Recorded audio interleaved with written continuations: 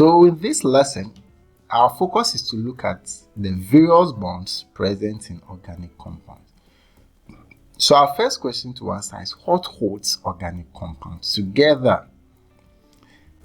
So what bonds or what forces hold organic compounds together?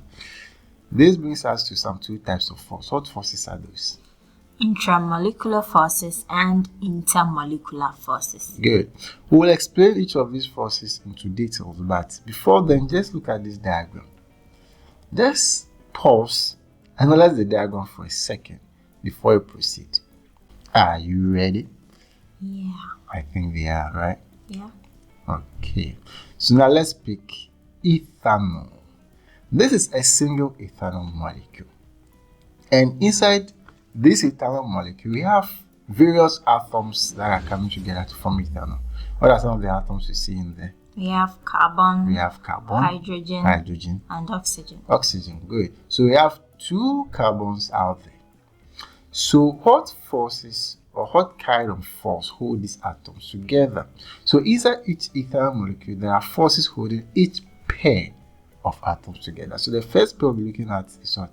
Is the carbon-carbon bond. So the carbon-carbon bond this way. So that black line between the carbon-carbon bond is representing the force or the bond between the carbon-carbon atom.